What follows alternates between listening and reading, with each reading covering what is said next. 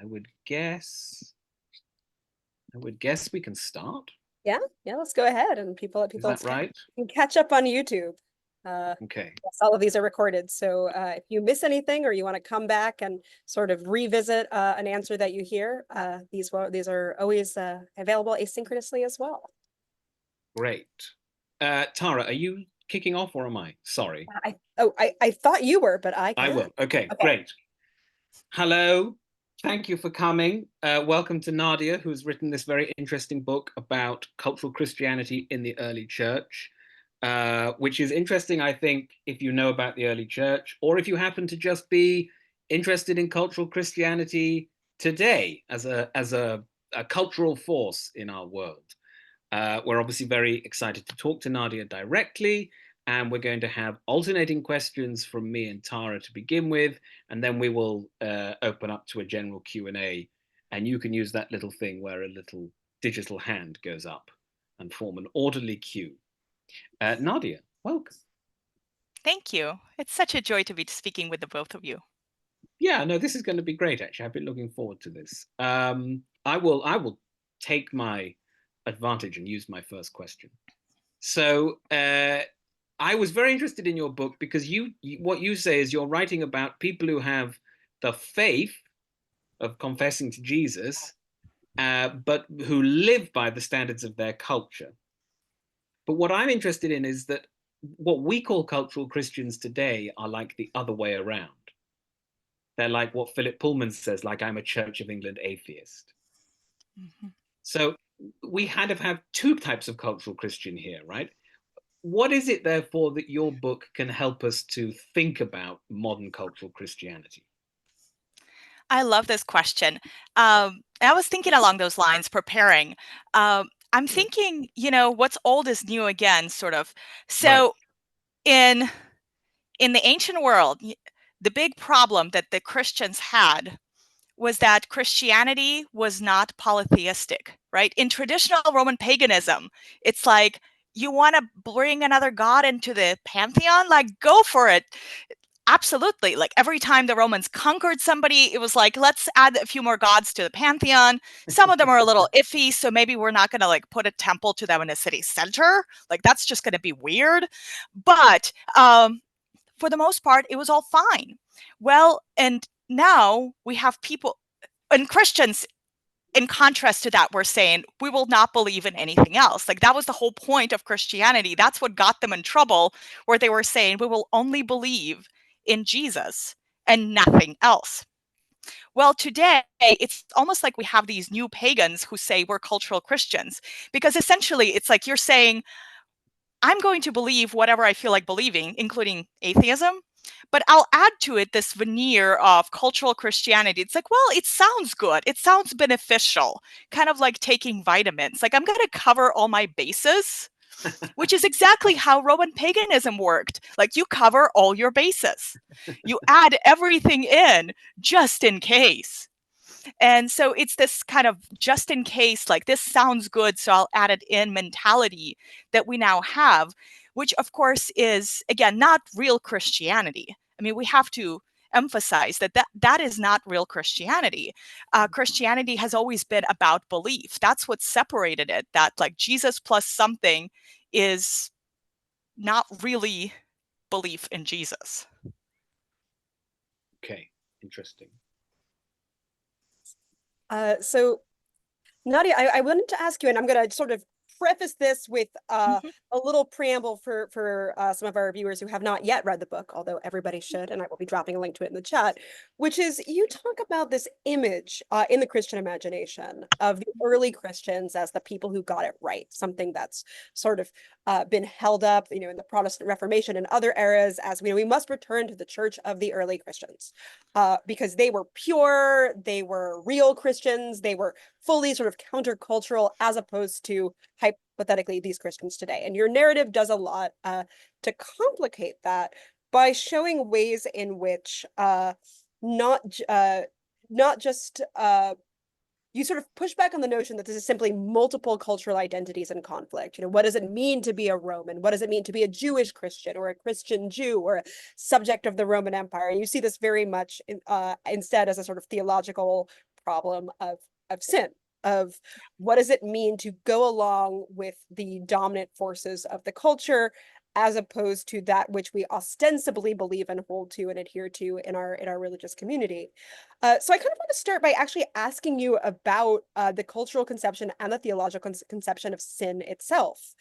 What is different for an early Christian who has been baptized, who's been catechized, who has sort of been educated into what Christianity means?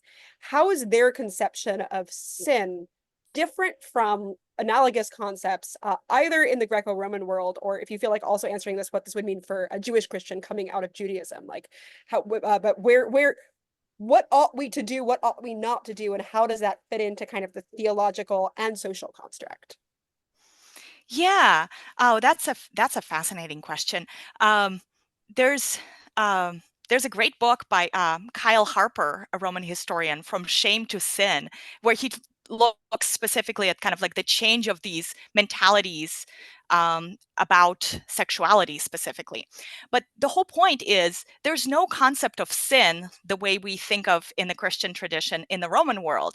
So in the Roman world, you're really like Greco-Roman tradition, you're really looking at people who had rules, but different rules applied to different people. If you are a Roman, say Roman emperor, like you can do whatever you want. Like who's going to stop you? And suddenly Christianity comes along and says, well, actually, we have these rules that suddenly apply the same way to everybody. And that's the concept of sin, the idea that sin is the same for all people. Like, and what it means is going against God's expectations for behavior. And it's a lot more than just a list of rules. It suddenly has to do with what Jesus talks about with like the way you think about people. And so I'm really fascinated with the idea of imago Dei that takes this central notion in the early church and how you treat other people. In the Roman world, the way you treated other people depended on their stature in society. If you're important, well, everybody treats you that way. If you are a slave, well, like everybody treats you in all kinds of horrible ways. And suddenly in the early church, there's this recognition that all people are precious, made in God's image, and deserve God's love, which means also like other Christians should treat them accordingly. And so a lot of the sins have to do with how people interact in community and are suddenly unable to behave by the Roman rules. So if you're a Roman aristocrat, like when Paul rebukes Corinthians for continuing to frequent prostitutes, it's like, well, in the Roman world, going to a prostitute was not a sin. It was actually like a cheap pastime that any Roman man could engage in. And so suddenly saying like, well, this is a sin against the body of Christ. It's a completely different mentality, a switch from anything anyone would have understood. And so for converts, this was confusing, where suddenly you have this like the things that everybody around you is doing and considers to be completely normal are suddenly off the table for you. And for Jews, it was a little bit more complicated in other ways. This links to a question I had. One of the things I took from your book was that Christianity is like inherently countercultural. So is it really possible to have a Christian society? Or is it kind of built into the definition of Christianity that it's in opposition to these norms that are sort of so often found among people, and that it's actually going to be very difficult not to be a cultural Christian? So I love the image that historian Chris Shannon has used of culture as secondhand smoke. So you know how like if you walk into a room with that's like filled with smokers, Yeah. and then you walk out later, you smell awful. You have no idea though, because like you've been in it. And I think that's probably the most helpful image I could give you of culture, like the way it works on us. We reek of it even if we don't realize it. And I guess that's the problem with any society. So if you have people who are living in this secondhand smoke and you're trying to operate against it and Right. are trying to do something countercultural, can you even tell where culture ends and, well, something else begins. Right. Add to that kind of the Aristotelian idea of the whole idea of people as social animals. Like, we really like to copy other people. And that complicates things even further, where right. no So wonder, yeah. Go ahead. should your book make me feel more like Christianity is a sort of utopian ideal and it's never going to become as fully embedded in the culture as we might expect? Maybe. I think my argument is a little more theologically kind of looking at the doctrine of every believer's life is a journey towards sanctification. Mhm. Like, your entire life, you're growing as a believer. Now, but that's a very individual idea. Can a whole society grow in sanctification? Right. I'm not so sure. And it gets really tricky. So, looking at societies that have tried this experiment, like the Puritans, and you see how it disintegrates within a couple of generations. And that does not give you a lot of hope. And yeah, so, and that's where the concept of sin is so both encouraging and discouraging. But ultimately, what it does tell us is we can pursue Christ. It's not about like trying to get goals in a society. It's about pursuing holiness, and that gets us somewhere. But it's not the kind of somewhere that works politically. And that's really tricky because, of course, here we are in the US anyway, right. in the midst of this horrific political season where everybody's talking like, well, how should Christians vote? And I'm thinking, like, that's the wrong question to ask. Like, that's a very temporary question to consider, whereas really we're on a journey to Jesus. So something that struck me in your book, Nadia, is and you bring this up to an extent when you're talking about this kind of the superstitions that Romans have of Christians as cannibals, that there's a kind of fear that there's some kind of death cult element, or that there's something dangerous about Christian practice and belief that, unlike other for theological stances that can be absorbed into paganism, just can't. And I guess I'm curious if they have a point. Which is to say, I'm saying this, obviously as Episcopalian, Yeah. so I'm sure I'm a cultural Christian, as as Episcopalians tend to be. But in terms of whether we're talking about Paul, yes, it's better to marry than to burn in for Paul, but this sort of valorization of celibacy, this valorization of certain kind of certain ways of transcending or pushing back against not just the social order, but a lot of elements that are traditionally considered part of the good life in the Aristotelian sense. So I guess my curiosity is not just, is Christianity not just incompatible perhaps with a functional political order, but also whether there is a kind of image of a good life that many reasonable people might share, that just is not compatible with the vision of holiness and sanctification that the Christian life historically offers or presents as desirable. Like, is there a culture clash at that level? Well, I think some of the early Christians were worried that there was, like, so for example, the whole idea of wealth. Historian Peter Brown has written about it, that there were all these people in the 3rd and 4th century who were so worried that by having that like good life facilitated by a whole lot of cash, they were not going to get into heaven. And so they would sell off a lot of their property to donate to what became essentially like proto-monasteries. The idea that if you invest your money in holy works, that it will redeem something for you. So there was definitely concern about this. But at the same time, it's also, we see in that, in the misunderstandings of the Christians by pagans or the Romans, what we see is also just how different the ideas were. Like the notion that God loves you, which we kind of hear it so much that it becomes this cliche. It's like, yeah, okay, thanks. But the point is, that was so countercultural and crazy. You look at Greek and Roman mythology, Like the gods did not love people, okay? Like the gods in the ancient world wanted to destroy them in the most painful ways imaginable, sometimes, a lot of times, for fun. So the idea of God who actually loves people, wants to die for people, was completely and utterly insane and inconceivable.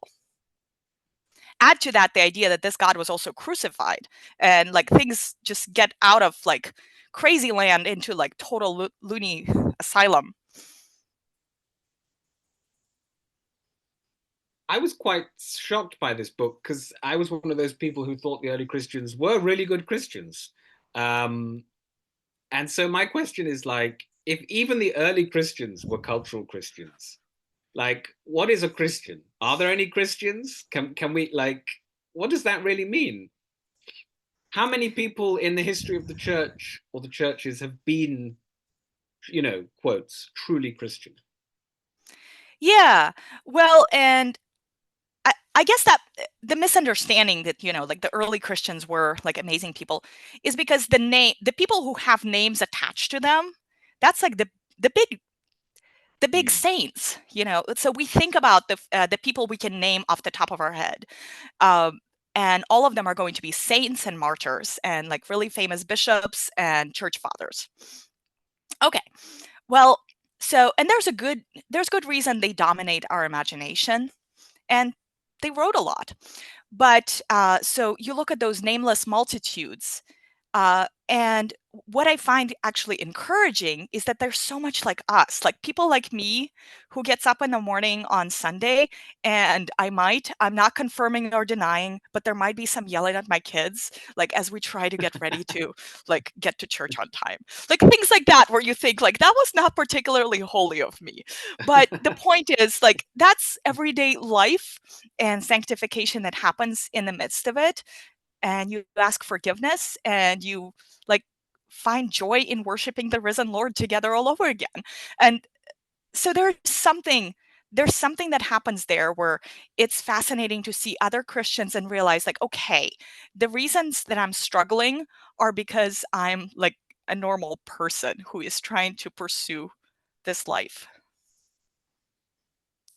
So like we're not special. A lot of times people in every historical time period, we like to think we're really special.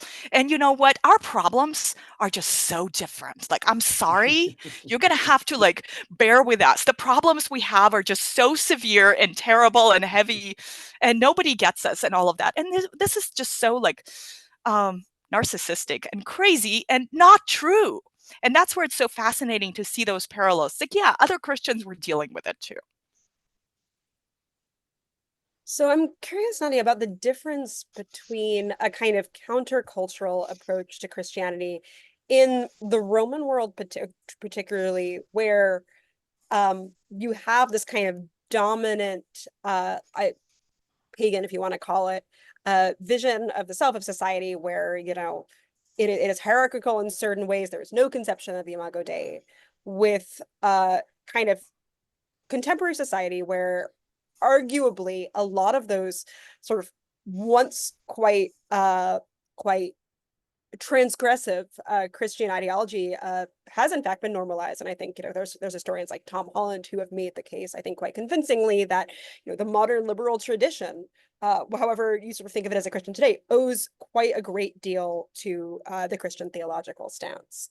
And obviously, like you're speaking precise just for the United States or the West for now, your average Christian is not probably going to get martyred for their faith. What then does it look like to be countercultural, or to exist in tension with a culture that is also kind of nominally Christian, or like nominally holds to these sort of big tenets like the Imago Dei? Where are the different fault lines? Where are the different sources of tension? And is it kind of easier to be either a believing, whatever that means, a true Christian, or whatever the opposite of cultural Christian is, or a cultural Christian in that particular, like, does our contemporary society make Christianity, cultural or not, easier? It certainly does make things easier when you don't think you're going to like end up in feeding lions next Friday. But at the same time, it's almost more insidious because the problem, so what I'm looking at is how easy it is to compartmentalize your faith. Like no one has to know. It's the irony in the Roman world, if you were hiding your faith, it was because you were afraid that somebody would kill you, turn you in to be martyred. But today, if you're hiding your faith, it's simply because, I don't know, it just didn't occur to you to share at work that you happen to like what you do on Sundays, because maybe you think it's just like nobody's business, which, I mean, frankly, like there's something to be said for that. But the point is, it's so easy for us to compartmentalize our lives. Like we have this thing we do Sundays, then Monday through Friday, I have work. Saturdays, I have soccer league and whatever else. And so you kind of fill up the week, and it just happened that Jesus got relegated to like a really limited block of time on Sunday, and that was it. But in the process, so, like the things we do, like how we're formed, that spiritual formation, just like moral formation and everything else, is happening all the time through whatever we spend the most of our time doing, filling our imagination. And in this kind of life, it's just very easy to be a cultural Christian in that sense, where you're formed by the culture 6 days of the week and by the church for an hour and a half on Sunday. And the results are kind of shocking. Like if you look at various polls of what a lot of regular churchgoers believe, and there's a lot of heresy out there that people don't realize is heresy. So it's almost like comical. Like it's almost comical to like read those polls, like, can you define the Trinity, or like various basic things, and you're like, whoa, okay. It's like, you're gonna need to go sit back in like second grade Sunday school, buddy. That's but like it's comical, and yet like it's out there. So this is what it looks like today. It's almost like ignorant Christianity can easily become cultural Christianity, if you will. Do you have to be a Protestant to accept the thesis of this book? Because I was raised with Catholics, and I saw much more of a culture of like, okay, well, there's a lot of cultural Christianity going on, but like we go to confession, we do rosary, like we have ways of dealing with. Nobody was really that concerned. I heard nuns say things like, well, we didn't go to church today, but he's the same God next week. You know what I mean? Like it's, it's fine. Whereas there's something very Reformation about this book, right? Very like, is it possible to accept your argument without being a Protestant? I have a number of good Catholic friends, and they're both good friends and good Catholics, which is a great combination. But anyway, they have they have said how much they enjoyed this book and felt that they resonated with it. So I think that does resonate. And in general, with Catholics, it seems like there are a lot of cultural Catholics out there. Yeah. Just perhaps because there is that notion of like, once you're born into the church, you're always a member of the church. And right. So there is that sense of like, you can always come back, which is both really lovely and welcoming, but also has that sense of like, it's too easy to rely on that safety net. It's like, yeah, God is the same next week. Yeah. Right. Well, that's sort of my question. Is the Catholic Church just maybe more structurally accepting of cultural Christianity? That's possible. But also, I grew up in a cultural Jewish home. And so there it was kind of like in retrospect, looking back and realizing like, wow, cultural Judaism is definitely a thing. That's yeah. where, and you look at those polls where American Jews regularly respond that it's much more important to believe in the Holocaust than to believe in the existence of God. And you realize like, okay, there are certain cultural norms that are significant to this community. And you can see why it happens, but you also think like, well, is this even a religion at this point? Right. So I'm curious about how in the early church in particular, how do we theorize whatever the opposite of cultural Christians is? So you've brought up kind of the martyrs, the saints, the church fathers as, perhaps a vanishingly small proportion of Christians we might and if you have a term, the real church, the true church, real Christians, I'd love to know what a good term is to use.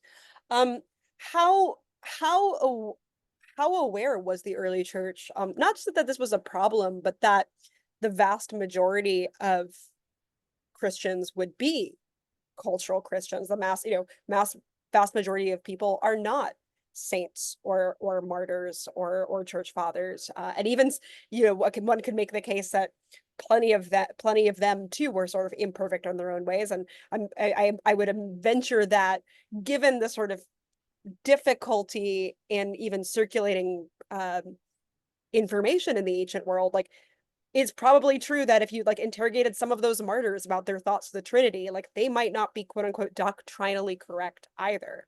So I guess, how do you see what the non-cultural Christians, the true Christians were in the ancient world, and how did the early Christian community themselves think about it? Were these just, there are some people, like few in number, who are extremely special, who are able to do this hard thing that none of us are able to do? Was there an awareness kind of it being a problem from the bottom up, rather than simply like the problem of the church later saying, not everyone is perfect, and this is an issue? How did they think about it? How did they talk about it? This is where our problem of sources, perhaps, because it would be so lovely if somebody who was like a really bad Christian, quote unquote, wrote a memoir or something. And today we have these things, but like various deconstructing memoirs kind of verge on that. But in the ancient world, perhaps one of our best sources for like all of this kind of messy stuff in congregations comes from bishops, or basically church pastors. So even today, like think about the examples that come up in your pastor's sermons. A lot of times, stories from the congregation might make it in, or like rules. So there was ongoing joke at our the church we attended before we moved a year ago, how every single rule in the church nursery had the name of a specific child attached to it. Some of those rules might be going back like 2 decades, and all of those children turned out just fine, thanks. But the whole point is, like, everything like this, when it comes to adults, also, like, any rules or stories have specific people behind them. We just don't have their names necessarily. They just got mentioned in those sermons that do survive. And so that's where it's fascinating to see the role of pastors, like those bishops, people like Augustine, who, by the way, like, we forget that his primary day job was pastor. He had to work with people through these things, and that's what's so fascinating to me. It's like you have these big names, the people like, again, Augustine or Cyprian, who are trying to call people to sanctification and holy living and caring for each other when they would rather not, and so on. And then you have these other people. But what's so striking is that they respond to that leadership. So it's a beautiful reminder of the church as a community, and also just the power of really good pastors in leading well in times of crisis. So one of my favorite sentences in the book was, "We should never idealize the people of the past." And I thought I loved the way you sort of showed us that people in the past were normal people just like us, like you were saying earlier. But can we like be a bit more nuanced and like say, well, there are some things we should idealize about them, and some things, they're just like, are there any things we can idealize about these people, or are you going to take it all away from me and I just have to accept that they were, you know what I mean?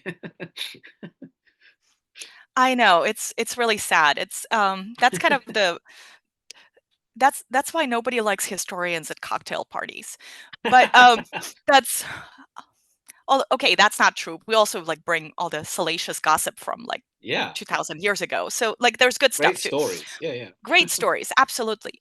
But that's, it's okay to have, like, we're wired to have role models, to desire those like role models heroes. We really want them. Like our kids want heroes. And it is fashionable also to like now to analyze all those Superman movies and talk about how misogynist they are and whatever else. So I get that. Like we can kind of get to that other extreme and say like, yeah, don't idealize the people of the past or any historical figures. Yeah.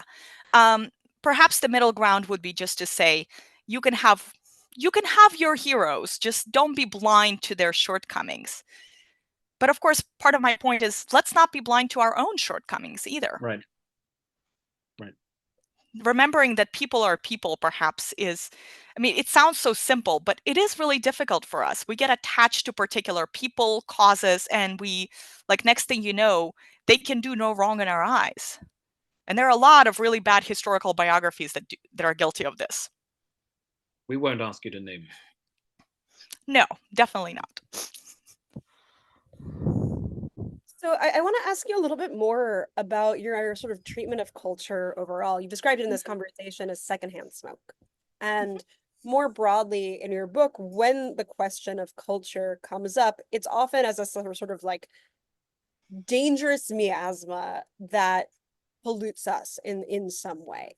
And I'm curious about sort of where you see the alternative or how you understand the natural, like what is, insofar as there is a kind of nature culture divide, insofar as culture is something that takes us out of something that is perhaps animalistic or instinctive.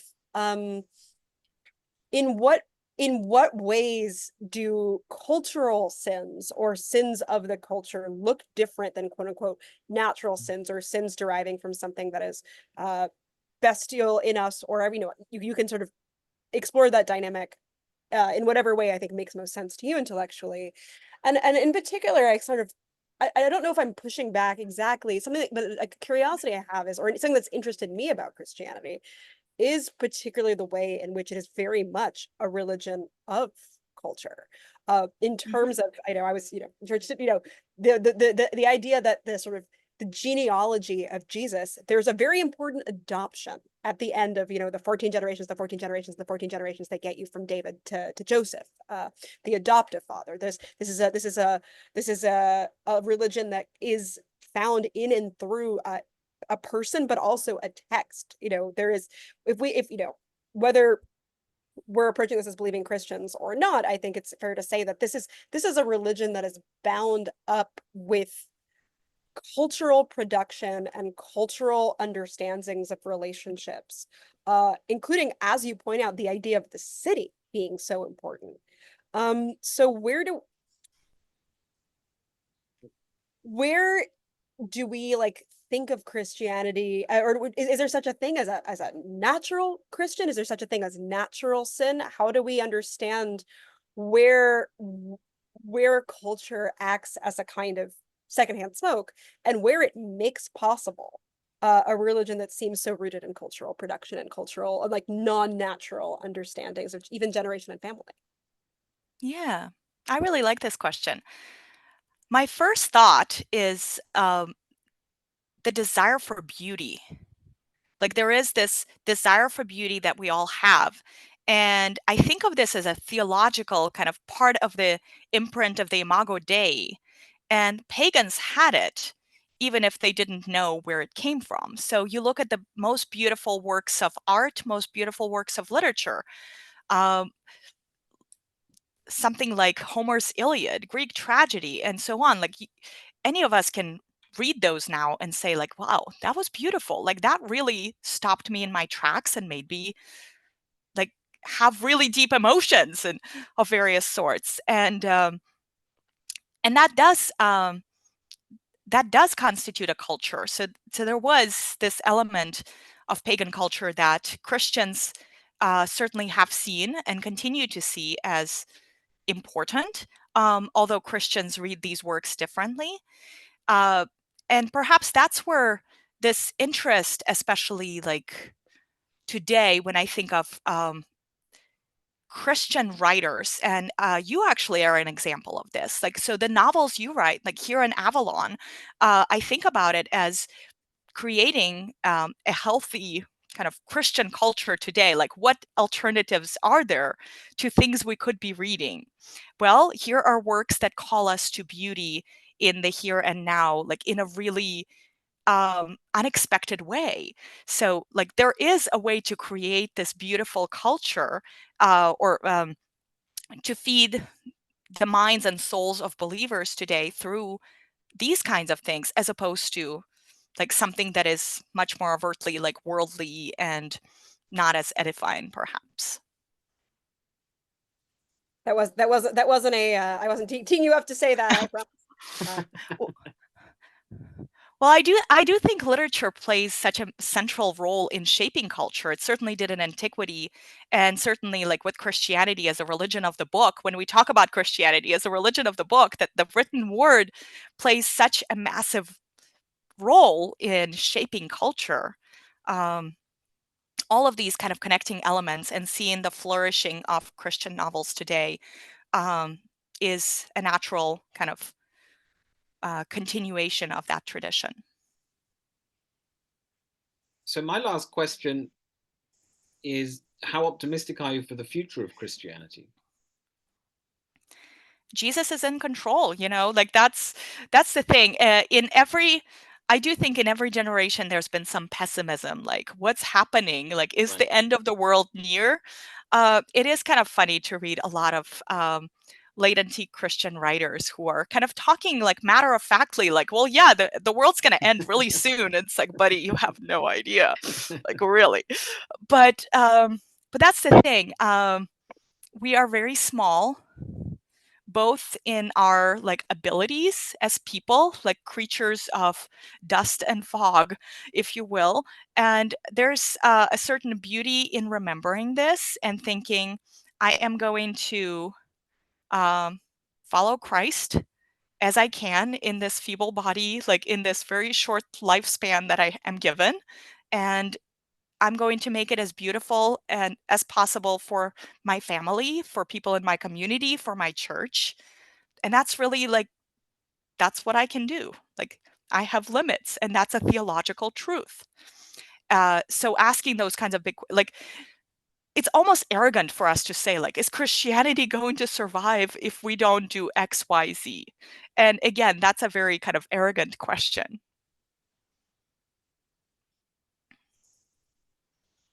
Although I'm curious about like asking it the question not for the future but for the past, which is, why did Christianity survive?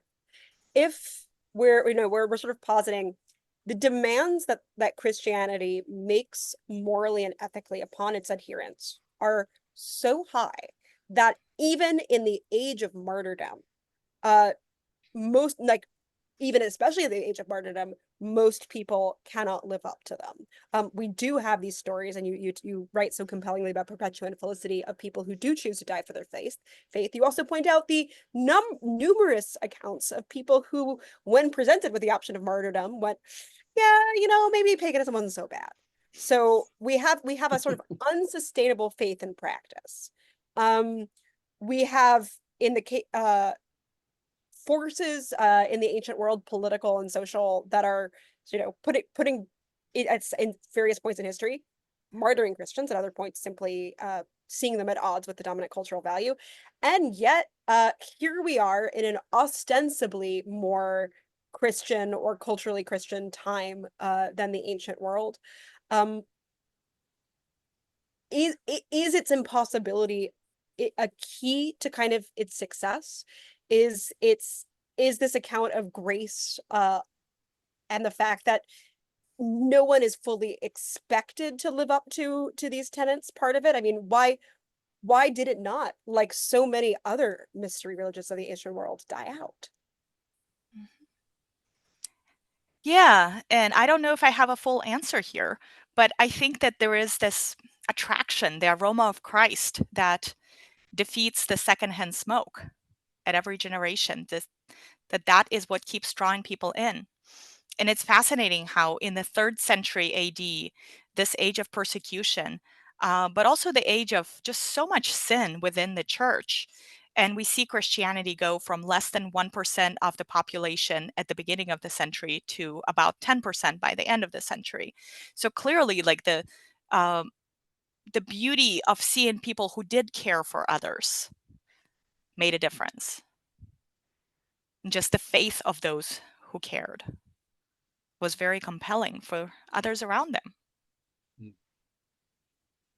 And I mean, but at the same time, we are talking about, I mean, is it just that even for every 100 Christians, or self-professed Christians, there's 2 or 3 who are getting close to living it out, and maybe one saint, and that's being generous. I mean, do you see sort of the visible actions of a remnant to be like at the core of that, even if 97 out of 100 Christians are not giving to the poor, they're not caring for each other, they're not living up to their stated values?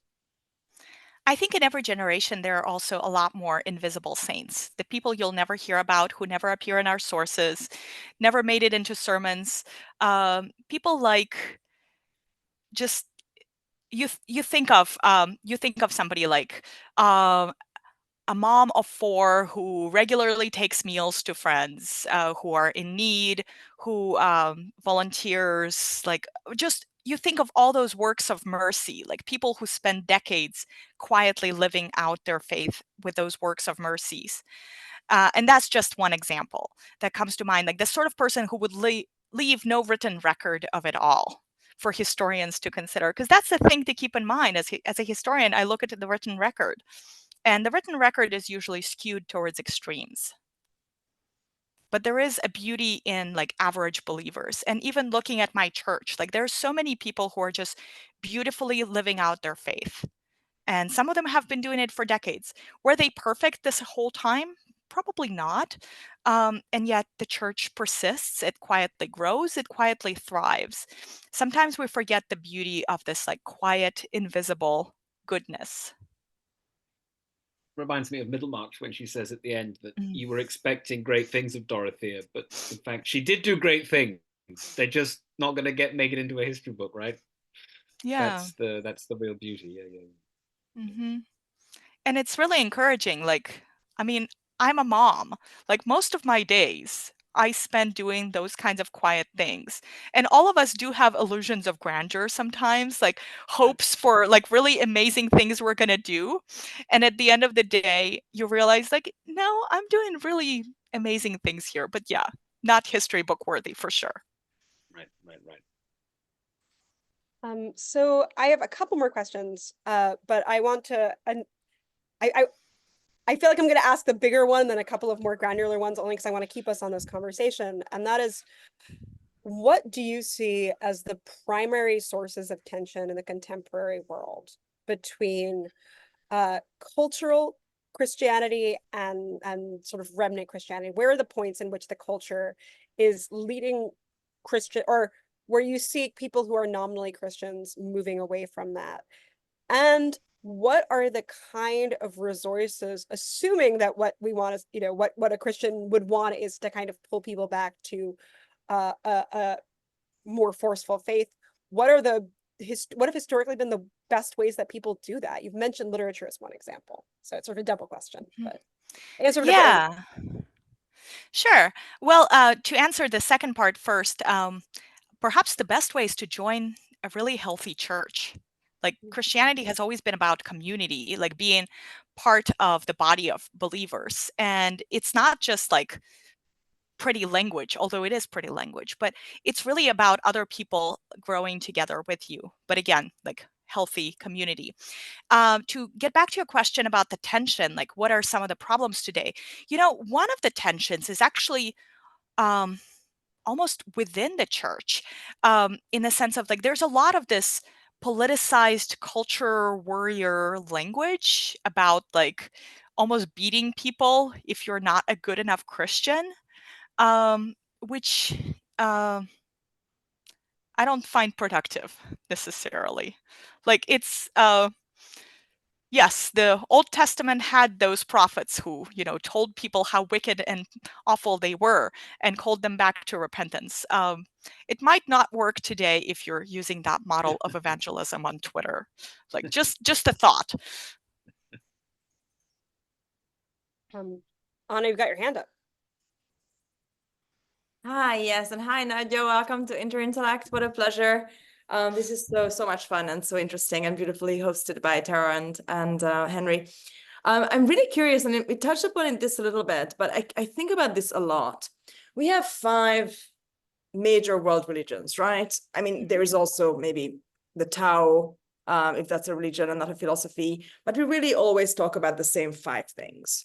And I like to joke that all the 5 are true, but that at different scales of life.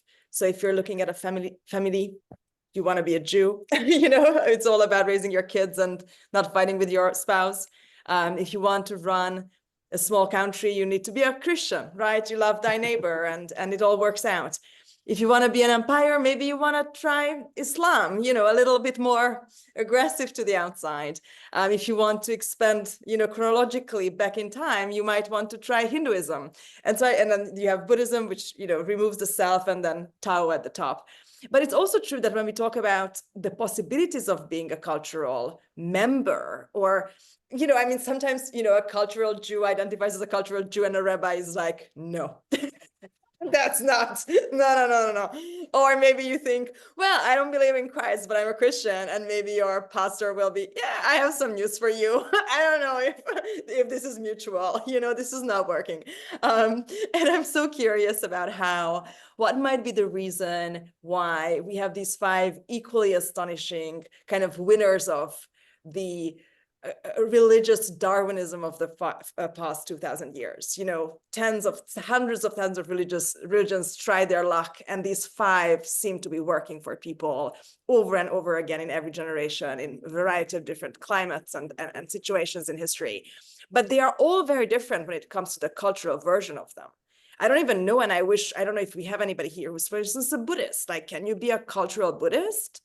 What's the difference between a cultural Buddhist and a religious Buddhist? Cultural Judaism, okay, that makes sense because it's like an ethno-religion. But like when it comes to Islam, which is also an ethno-religion, right, to some degree, at least maybe more than Christianity, that would become a little bit more complicated, right? Like there are certain things that you just can't do and still call yourself a Muslim. Where do you 3 and everybody in the room, like, where do you see these immense, almost different paradigmatic differences come from between like cultural and then fill in the blank, which of the 5 major religions? I wonder if some of this is regional. So it has to do with place where you are. So here's an example with Hinduism. So in India, if you are a Hindu, it's kind of like that's just the way the society is structured, right? Well, in the US, there are Hindu temples that have Sunday meetings, including Sunday school. Like, would you ever find this anywhere outside the US? No. But the whole point is you have Hindus who moved to the US, looked around and said, like, oh, people here are doing stuff Sunday mornings.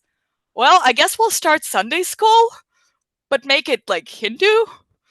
But that's the thing, like suddenly culture influencing Hindus who moved to the US and are thinking like, how do we preserve our culture and our religion? So that's just like an anecdote of how weird these things work in place and time. Because again, you would never see this in India. Okay, somebody else can talk about the others.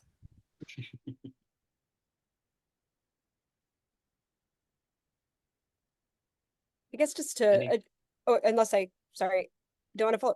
No, go on. I guess I got a curiosity that this conversation is bringing up is to what extent is the possibility of cultural Christianity as something we can think about as a phenomenon, perhaps critique, made possible by the fact that this is fundamentally an elective faith. This is not, you can be halakhically Jewish and not be a believing Jew. I'm actually halakhically Jewish. I was raised with my mother's Jewish, and I do not know what that means, but there's a sense in which like I did not choose this part of my identity, to use a common buzzword, or like political membership, whereas such a kind of including in the ancient world, particularly before one could be when you only had a certain number of generations where you could conceivably be raised Christian, this was very much you were leaving your social order, your socially designed place, in order to choose or be received into membership into an elective political community. And I'm curious sort of what that means, like what that means however many generations down the line, where you can talk meaningfully about being like a cultural Catholic, meaning raised Catholic, you know, with these cultural memories of, you know, various your first communion, what have you. To what extent is like the tension built into the fact that this is a faith that is ostensibly not, like, even if it is in practice, but is ostensibly textually not rooted in ethnic identity?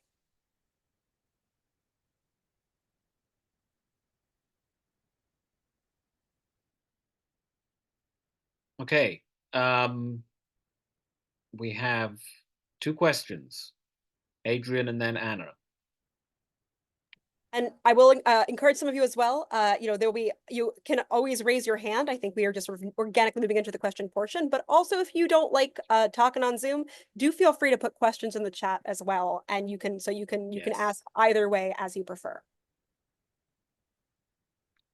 Okay.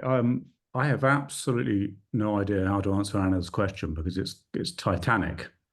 But it's a very interesting. There's a very interesting counterfactual speculation there as to why as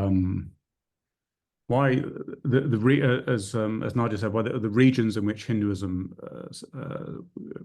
emerged and sustained, and also Buddhism, which is in some sense, is controversial in some sense, a development from within Hinduism, why they were around about the same time as Europe and the Middle East, why they were able to engage in similar sorts of metaphysical speculations and the sort of reflections on the self and the attempt to find underlying metaphysical unities, why they were able to keep that going with polytheism, you know, up to the present day, whereas those developments around the Mediterranean and the Fertile Crescent instead led to, in all 3 cases, a repudiation of a really, you know, a strident repudiation of polytheism. I'm not sure we know the answer. And one counterfactual I'm fascinated by.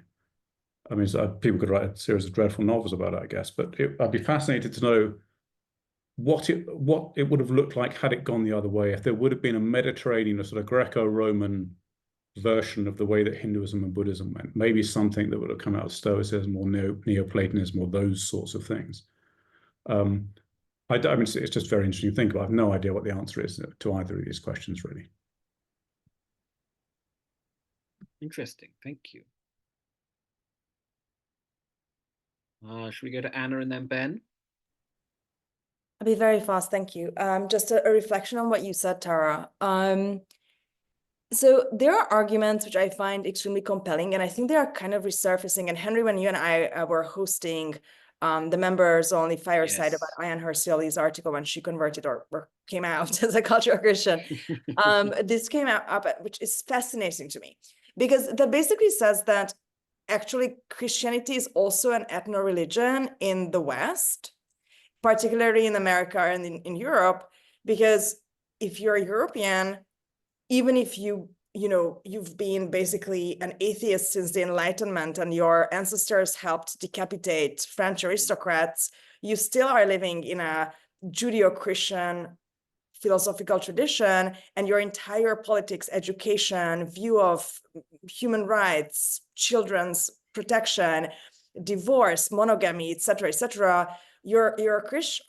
You know, every time you think, oh, he cheated, but they are in love, you're a Christian. Every time you think, why is that child carrying that heavy thing? You're a Christian. And you don't necessarily notice that it's not indoctrination, but you are socialized into a system that lost a lot of its religious narrative. But is that just a change of vocabulary? If you actually look at a lot of our political ideals and values, most of those would make no sense without religion.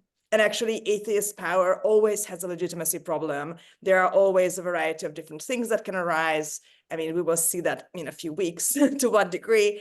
And so to me, I would just add this little note to that Christianity is not special, I think, in that sense. And there would be good arguments to be made that even the Jews in Europe are really Christians. To our Jewish viewers, please email us at hello@interinsight.com and personally DM Nadya on Twitter with your responses. No, I'm joking. Close your DMs. Okay, very good. And Ben? Hello. Yeah, so I was thinking about this with Christianity. One of the things that I like about Christianity is the sort of cultural diversity within the religion. It's because it's not an ethno-religion in that sense, and it doesn't have this same sense of it coming from a very particular place.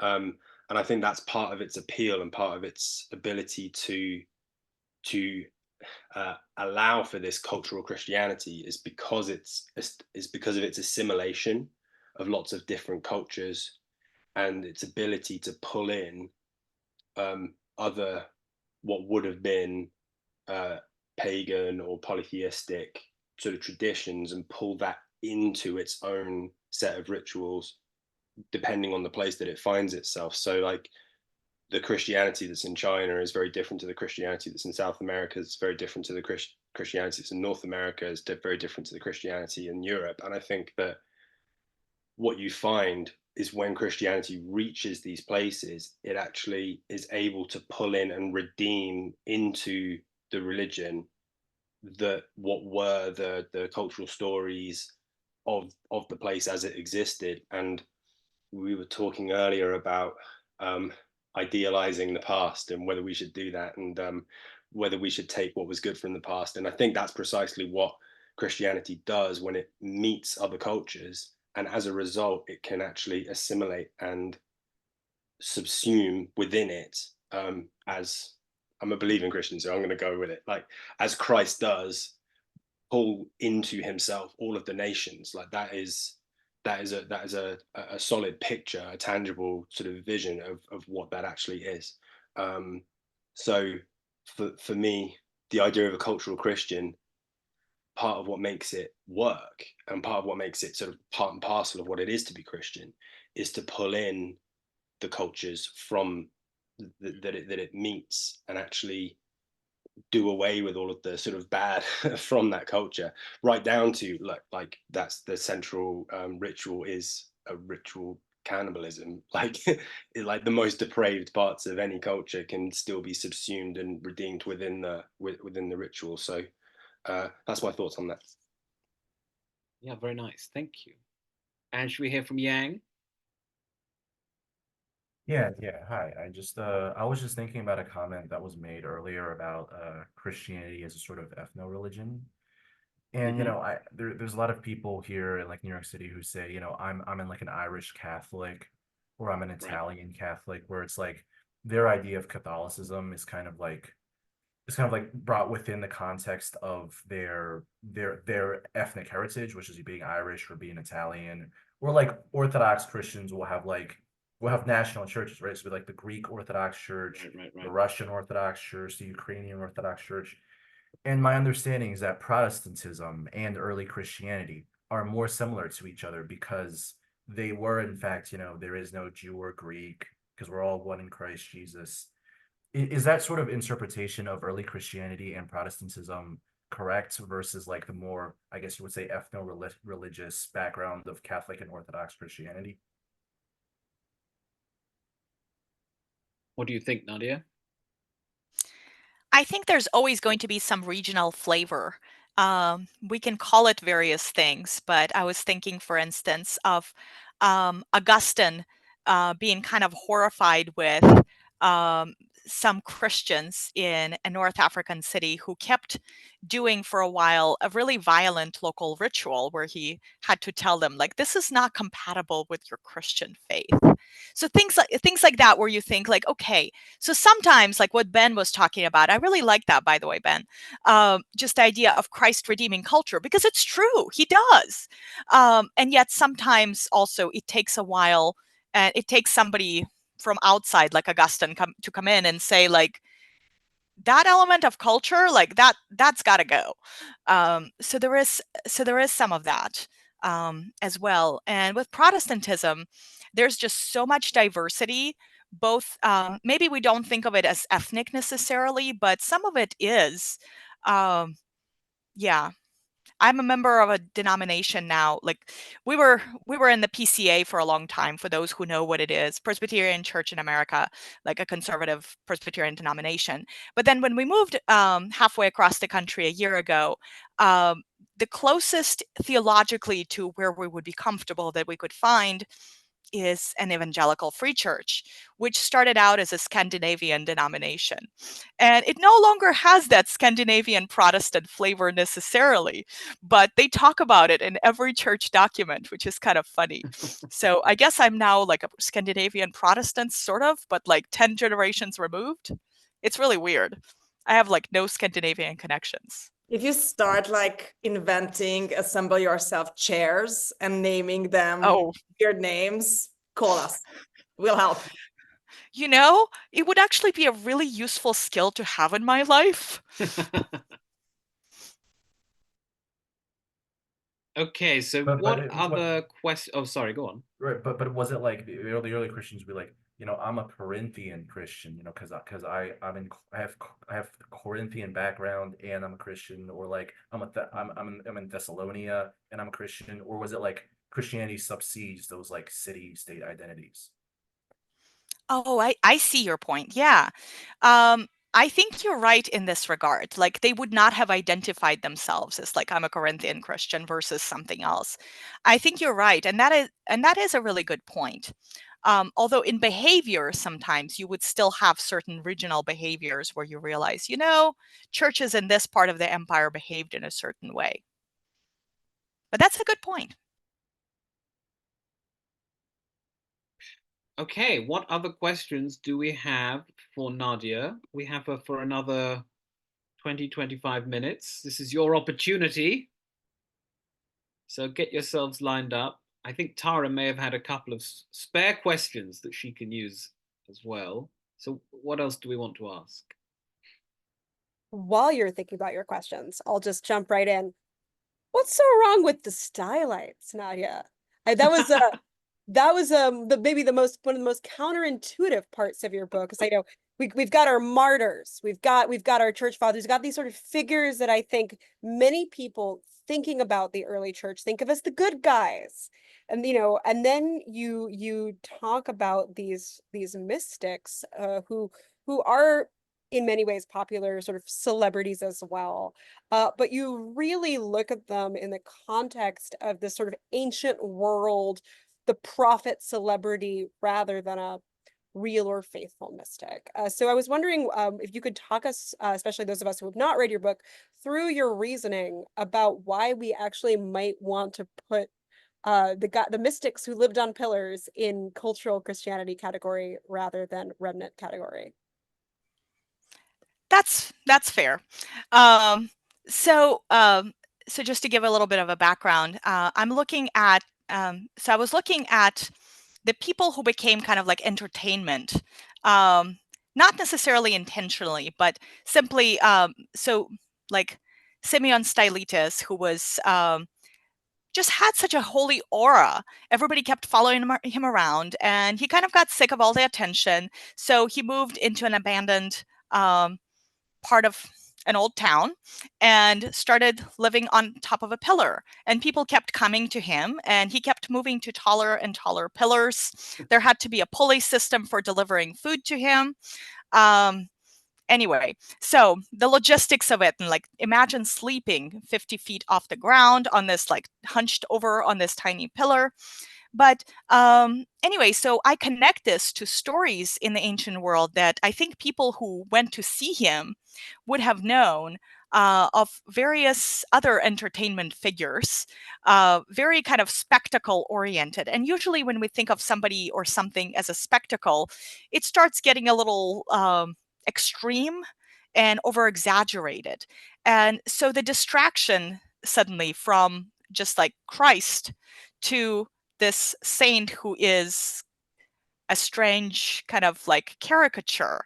And it's really, so I guess the question that I keep coming back to is, where does it leave us as believers? Like when we look at something, so like beautiful literature, you know, you can like see, okay, beautiful literature, really good, beautiful literature would make me feel closer to God somehow.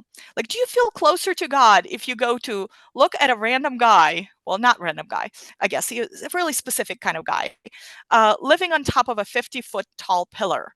When you're done with the experience, do you think I feel closer to God and better equipped to live a holy life? And for some people, I think the answer would have been yes. And for other people, the answer would have been like, that's great. Where can I find another show like this? And this became this like massive tourist industry, especially around ancient Egypt, where Christian tourists would go literally on tours to see all the strange sages, mystics, hermits living on like tops of mountains, in caves. It's almost like a zoo-like experience. Like, come see a sage who lives on 2 figs a day, or like that sort of thing, where you kind of wonder, what is this all about? Like, what is it all for? And it just seems a little pagan in its exhibitionism more than Christian. It reminded me of Diogenes, who I always think of in the same way. He wasn't really a public philosopher. He was just someone people like to go and look at and say, oh, look at this guy. He's kind of funny. He was a public menace. I mean, this was a guy just like, I mean, that's, let's call a spade a spade. So at that point, it's, yeah. No, defense of the mystics here. I do wonder. I mean, one of the things that really is so striking about your book, Nadya, is precisely that it's not just that within the ancient world, the Christian message was countercultural and otherworldly. Even among Christians, or like newly converted Christians, this stuff was hard, it was weird, and it was so removed from the ordinary, like the way that the world worked at that time, as to be the source of its appeal, even unto martyrdom in many cases. And I do wonder whether the same kind of aesthetic pull that brought people to these weird mystics, the like, look at this guy, you know, yeah, okay, you're looking at a guy on a pillar and thinking, well, I would never do that. And yet I think part of that appeal is, well, what would motivate someone to do that? And I do wonder whether the impossibility of a Christian life actually lived out in the world is part of what makes it so mimetically powerful to people, which is to say that you cannot, almost no one can do this, and yet this, you know, and yet we read in your account that people are willing to die for it. And I'm curious, to what extent does the lack of contemporary pillar dwellers, and for that matter in the West, speaking exclusively to the West, the lack of contemporary martyrdom as a present threat, actually kind of ameliorate some of the cultural urgency, the sense that like there are not the same kinds of immediate visible outlets and cultural myths about doing something that is hard that also allow for participation in the otherworldliness. I mean, yes, I suppose you could become a Catholic priest, you could become a pastor. These are these are professions in decline. They're having trouble finding people, but it's you know, very few people today are becoming, let's say, a cloistered Carmelite nun. And so I do wonder whether the the spectacle works hand in hand with the kind of impossibility to create a faith that functions precisely because it can never fully be realized. Ben agrees or disagrees or has something else to say entirely. Let's see. I agree with that idea about it needs to have that mimetic thing, and I think that's the central image of Christianity is Christ on a cross, and there needs to be some sense that you can participate in that, and I think that's what the stylites offer. Is maybe it's not way up there with Christ, maybe it's not right down here with you just like having a bad day, but it's like it ladders up into that. And so having there be I mean, this is the whole point of the martyrs and the saints, and having a hierarchy of saints, which obviously Protestantism had a big problem with, but like there's this idea that there's levels up to it, rather than just you've got your lowly sinner and Christ, and with no way of reaching that in terms of your like what you've seen in your life. You need the mum that's in your church, but I think that's what the stylites offer, is something sort of halfway between, maybe not halfway, let's not call it halfway, Christ is all the way up there, but like on the way. So it creates that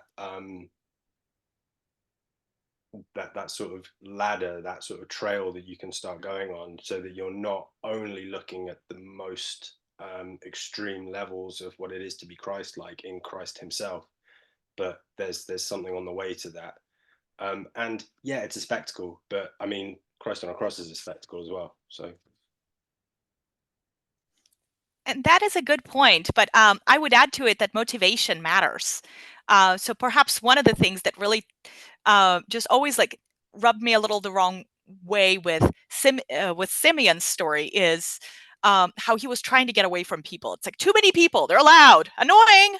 And it's one of those things where I'm thinking like, okay, so you want to pursue sanctification and people are distracting you. Like, can we acknowledge the tension there? David. Yeah, my question's around, whether it's early Christians or Christians today. Do you see cultural Christians as a drag on the church or a negative part of it, or are they a crucial part of it that the church can't survive without having some cultural Christians? I think that's a great question, and I would say, I mean, obviously they are a crucial part of the church. Like that's the whole point. And I guess one big takeaway in my book was that all of us are in some way cultural Christians. And then the question is like, can you recognize what areas in your life are those blind spots? And that's what it is. That like self-examination and reflection for Christians is so essential, because it's so easy for us. Like that's the whole point with like the illustration of secondhand smoke. Like if you don't smell it on you, like, can you tell where it is? Where are we going astray? And it's going to look very different for each of us, depending on, community, whatever else, like various circumstances. But all of us have those elements. And that's, it's just that like, we're now seeing like what Henry opened with, that there are two categories of cultural Christians now. Right. The people who proudly say like, I'm a cultural Christian, and people like me and the people that I'm studying who would say like, well, I think there are areas where we might be, we'd really not like to be, and we'd love to like move past it. But ultimately all of us are part of a culture in which we live, the smoke that we breathe, and that kind of settles on us every day, and we'd love for Christ to shape us into something more beautiful. Okay, what other questions do we have? There have been some very good questions, very good discussion. Don't be shy. Yes, Ben, very good. I was going to have to start calling people by name like we were at school, Mm-hmm. Volunteering people, yeah. You can call on people who haven't spoken yet, like, hey Franz, didn't you have anything to say? And he will be like, I'm at work. So recently, Richard Dawkins said, like, I am a cultural Christian. Right. What do you think of that?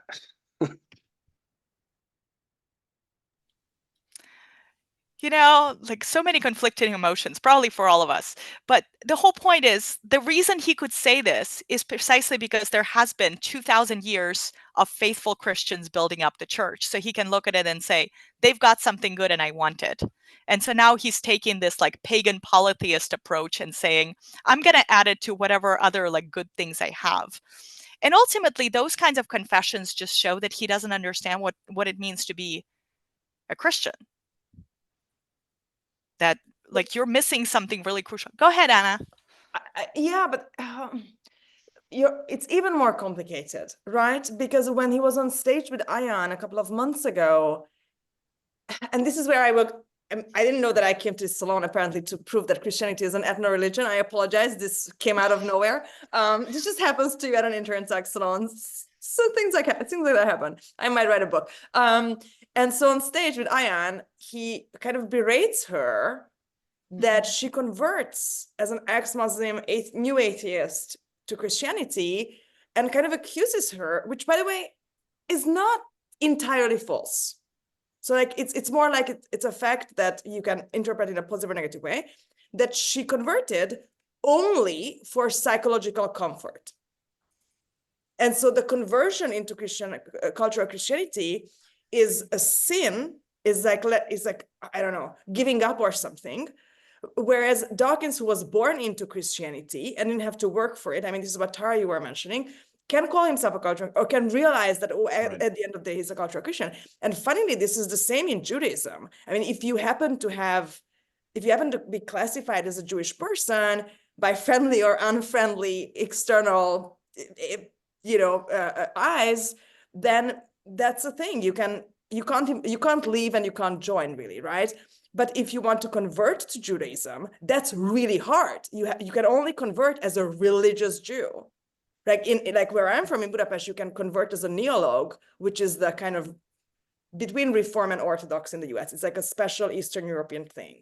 But a lot of my friends who converted for like marriage or something, and then they wanted to do an aliyah, they wanted to move to Israel. There, they don't accept it. They are like, this is like half-assing. You're just a neologue. Like they only accept if you're an Orthodox new joiner.